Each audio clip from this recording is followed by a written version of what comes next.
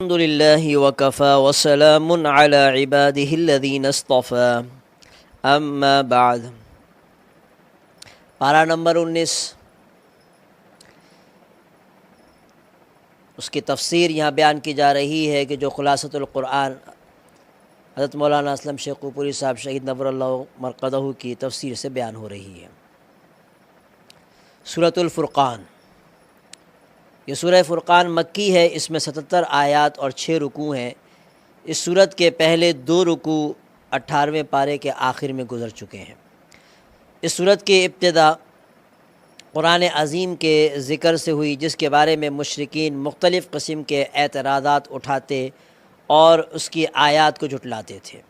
ایک گروہ تو اسے گزشتہ قوموں کے قصے اور کہانیاں قرار دیتا تھا، تو دوسرا گروہ اسے حضرت محمد صلی اللہ علیہ وسلم کا افطرا اور ایسی تخلیق کہتا تھا جس میں اہل کتاب نے آپ کے ساتھ تعاون کیا تھا، کہ وہ یہ کہتا تھا کہ یہ آپ صلی اللہ علیہ وسلم اپنی طرف سے بنا کر لیا ہے اور اہل کتاب نے بھی آپ کے ساتھ تعاون کیا۔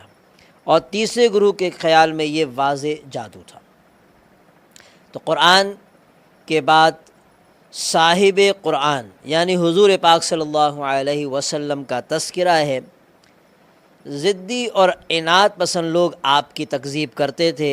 ان کا خیال تھا کہ رسول بشر نہیں بلکہ فرشتہ ہوتا ہے، اور اگر بالفرض انسانوں میں سے کسی کو نبوت و رسالت ملے بھی تو وہ دنیاوی اعتبار سے خوشحال اور کوئی عہدے والا ہو، کوئی منصب والا آدمی ہو، کوئی سردار ہو، اس کو یہ جو ہے وہ نبوت ملے، کسی غریب اور یتیم کو ہرگز بھی نہیں مل سکتی۔ اللہ تعالیٰ نے ان کے خام خیالیوں اور باطل دعوے کی تردید واضح دلائل سے کی ہے۔ 19ویں پارے کے آغاز بھی مشرکین کے دعوے، اعتراضات اور لایعنی قسم کے مطالبات سے ہوتا ہے۔ مثال کے طور پر وہ بعض اوقات کہتے تھے کہ ہم پر فرشتے کیوں نہیں نازل کیے جاتے، ایسا کیوں نہیں ہوتا کہ ہم اپنے پروردگار کو دیکھ لیں۔ اس کے جواب میں فرمایا گیا کہ فرشتوں کو یہ اس وقت دیکھ پائیں گے جب وہ ان کی روح قبض کرنے کے لیے آئیں گے، اور جب یہ فرشتوں کو دیکھ لیں گے تو ان کے لیے کوئی خوشخبری نہیں ہوگی۔ چونکہ قبولیت اعمال کی بنیادی شرط یعنی ایمان سے یہ خالی ہیں، اس لیے قیامت کے دن ان کے اعمال بھی کسی کام نہیں آئیں گے اور وہ خاک بن کر اڑ جائیں گے۔ وہ دن ان کے لیے بڑا سخت ثابت ہوگا۔ یہ ندامت کی وجہ سے اپنے ہاتھوں کو کاٹیں گے اور کہیں گے کہ اے کاش ہم نے پیغمبر کا راستہ اختیار کیا ہوتا۔ اس دن اللہ کا رسول اللہ کے حضور شکایت کرے گا کہ اے میرے رب، میری قوم نے قرآن چھوڑ دیا تھا۔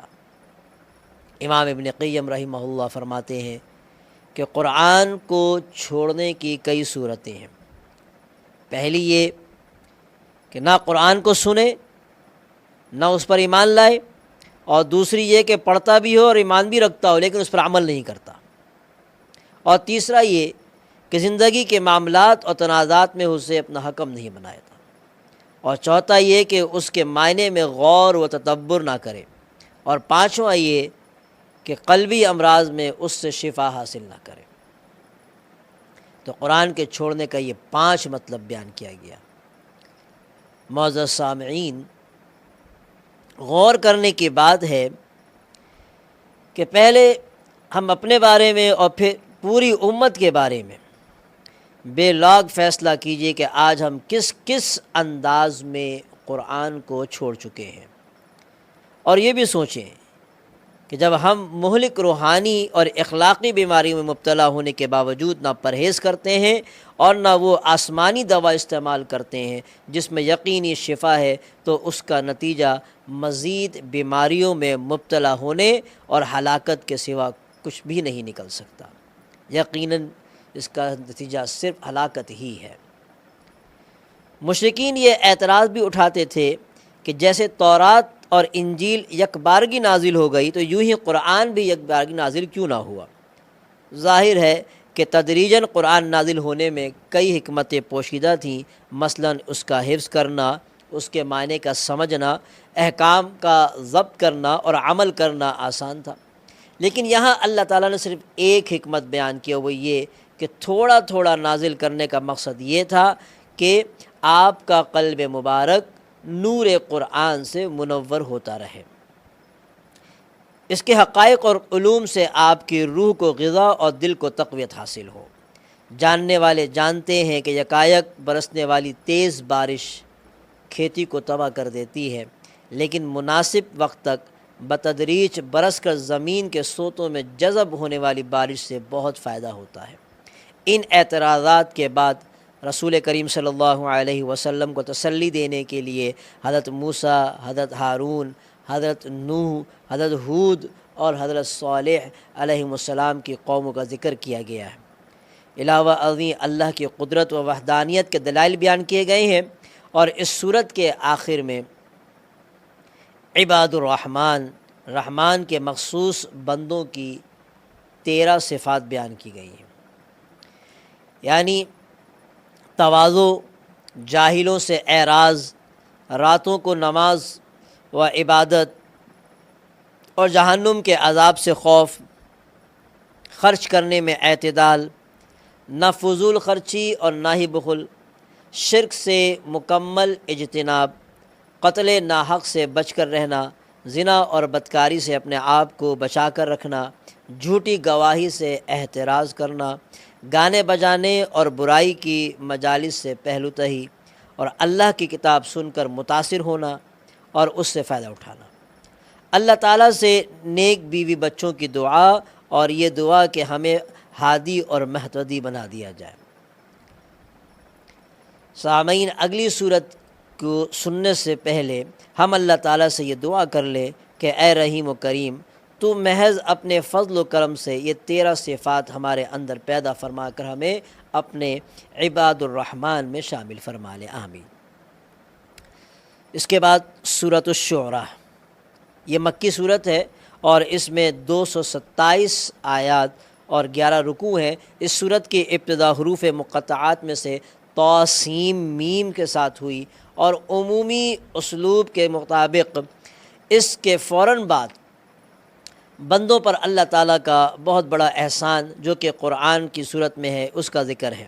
قرآن کے بارے میں ایک احساس ذمہ داری تو رسول اکرم صلی اللہ علیہ وسلم کا تھا، جو کہ اس کے علوم و معارف اور احکام بندوں تک پہنچانے میں اپنی جان کو ہلکان کیے ہوئے تھے، اور آپ کے دل میں انسانیت کی ہدایت کا ایسا درد تھا جو لگتا تھا کہ آپ کی جان ہی لے لے گا۔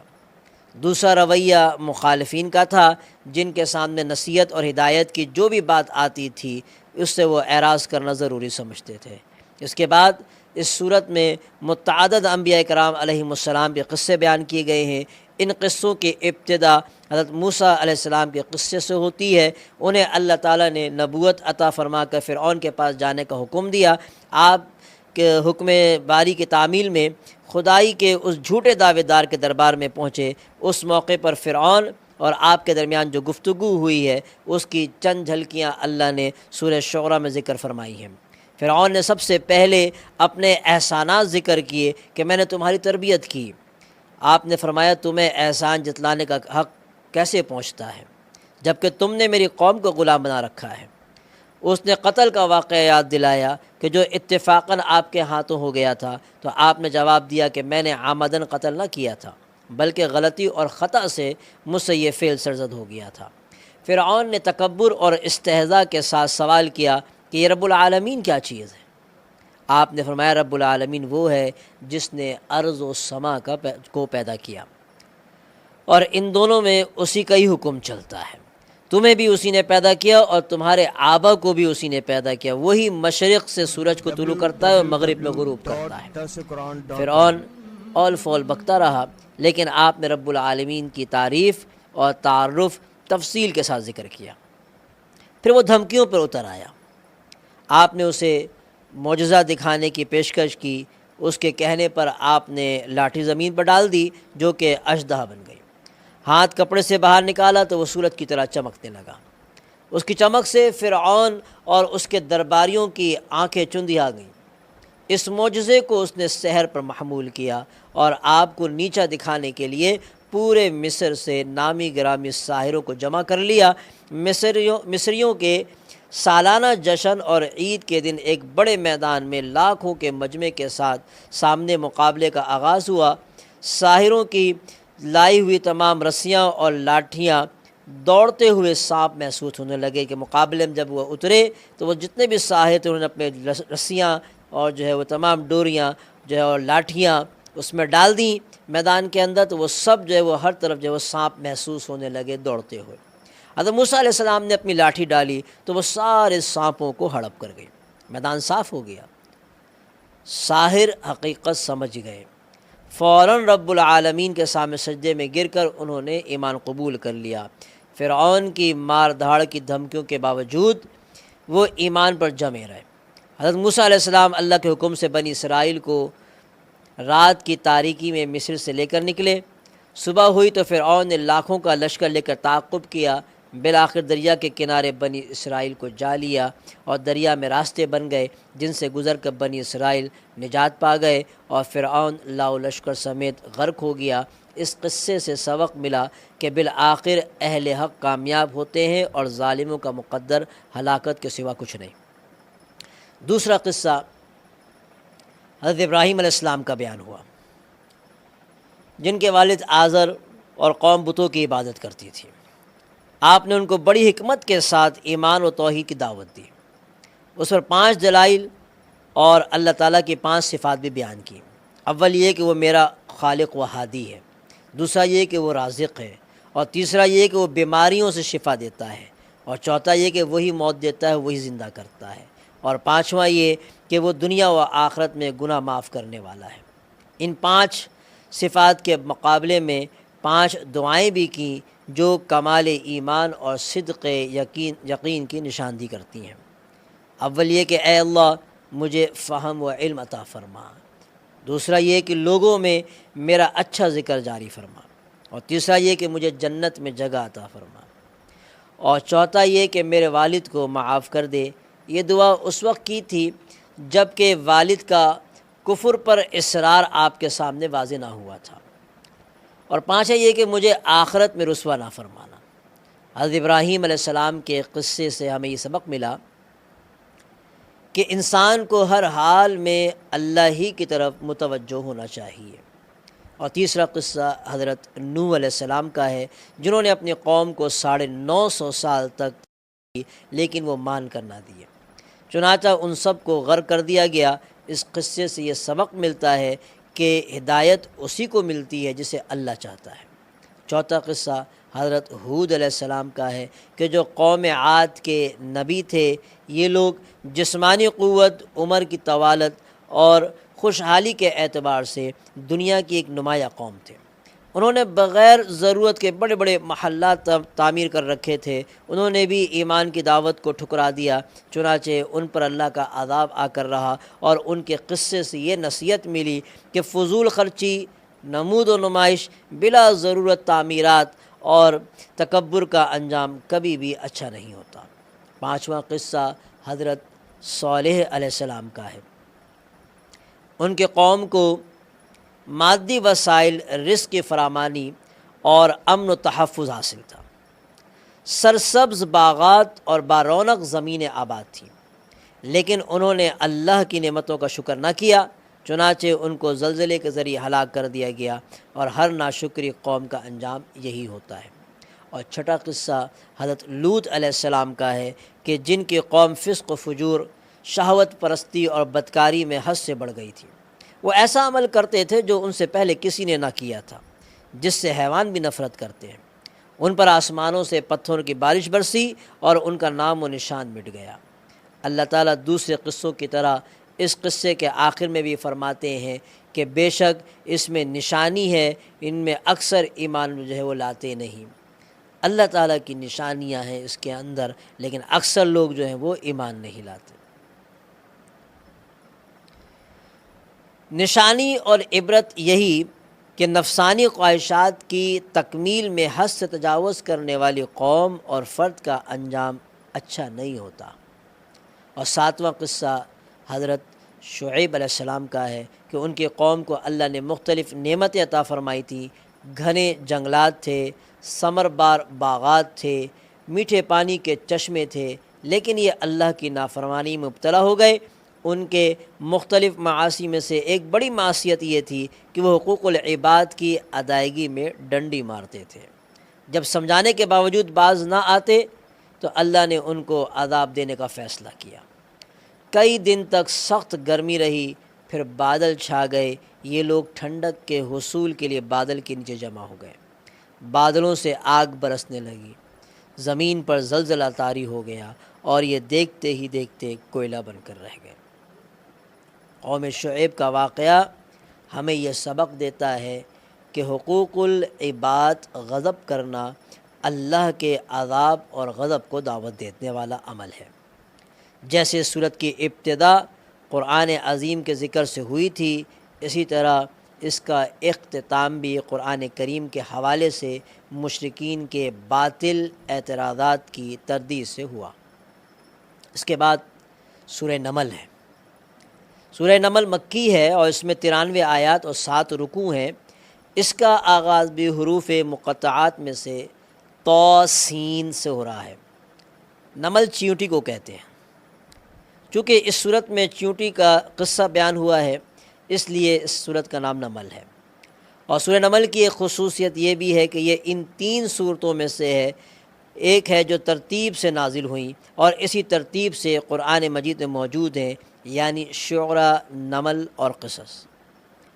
حروف مقطعات والی دوسری صورتوں کی طرح اس کی ابتدا بھی قرآن کریم کی عظمت اور تعارف سے ہو رہی ہے۔ بتایا گیا کہ یہ ان لوگوں کے لیے کتاب ہدایت ہے جو اہل ایمان ہیں۔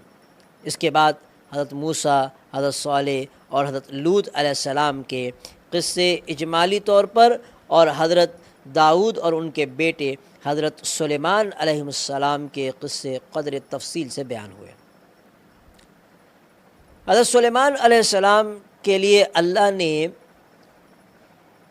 انسانوں، جنوں اور پرندوں کو مسخر کر دیا۔ وہ پرندوں کی زبان بھی جانتے تھے۔ ان کی جو حالات اللہ نے ذکر فرمائے ہیں ان کی چند جھلکیاں یہ ہیں کہ ایک دن حضرت سلیمان علیہ السلام کا گزر اپنے لشکر کے ساتھ چیونٹیوں کی وادی کے پاس سے ہوا، تو انہوں نے سنا کہ ایک چیونٹی دوسری چیونٹی سے کہہ رہی تھی کہ جلدی سے اپنے بلوں میں داخل ہو جاؤ، کہیں حضرت سلیمان علیہ السلام اور ان کا لشکر بے خبری میں تمہیں روند نہ ڈالے۔ آپ نے اس کا کلام سن لیا، آپ مسکرائے اور اللہ کا شکر ادا کیا کہ تو نے مجھے بہت سی نعمتیں عطا کی، جن میں سے ایک نعمت پرندوں اور حیوانوں کی بولی سمجھنا بھی ہے۔ حضرت سلیمان علیہ السلام کے دربار میں مستقل حاضر باش پرندوں میں سے ایک پرندہ ہدہد بھی تھا۔ اس نے ایک دن آپ کو ملکہ سبا اور اس کی قوم کے بارے میں اطلاع دی کہ وہ سورج کی عبادت کرتے ہیں۔ آپ نے خط بھیج کر ملکہ سبا کو اپنے دربار میں حاضر ہونے کے لیے کہا۔ ملکہ سبا اپنے مادی اسباب پر بڑا ناز کرتی تھی، لیکن جب اس نے حضرت سلیمان علیہ السلام کے محلات اور ان کا جدید ترین ساز و سامان دیکھا تو اسے اپنی قوت اور طاقت جو وہ ہیچ محسوس ہوئی، چنانچہ اس نے اسلام قبول کر لیا۔ حضرت سلیمان علیہ السلام کے بعد اختصار کے ساتھ حضرت صالح اور حضرت لوط علیہ السلام کا قصہ اللہ تعالیٰ نے بیان فرمایا۔ حضرت صالح علیہ السلام نے قوم کو ایمان کی دعوت دی تو وہ 2 حصوں میں تقسیم ہو گئی، یعنی مومن اور کافر۔ کافروں میں 9 لیڈر قسم کے سردار تھے جنہوں نے آپس میں قسمیں کھا کر یہ طے کیا تھا کہ ہم رات کو اچانک حملہ کر کے اللہ کے نبی کو قتل کر دیں گے، لیکن اپنے ارادے کو عملی جامہ پہنانے سے پہلے ہی وہ اللہ تعالیٰ کے عذاب کی لپیٹ میں آ گئے اور ان کا نام لینے والا بھی کوئی باقی نہ رہا۔ حضرت لوط علیہ السلام کی قوم کی آنکھوں کے سامنے ایسا اندھیرا چھایا اور ان کے دل ایسے تاریک ہو گئے کہ وہ دنیا کے بدترین بدکاری کو اچھا سمجھنے لگے، اور ان کی نظر میں وہ شخص مجرم ٹھہرتا جو اس برائی سے انہیں منع کرتا، اور جو سر سے پاؤں تک اس گناہ کی نجاست میں غرق ہوتا اسے وہ سمجھدار خیال کرتے۔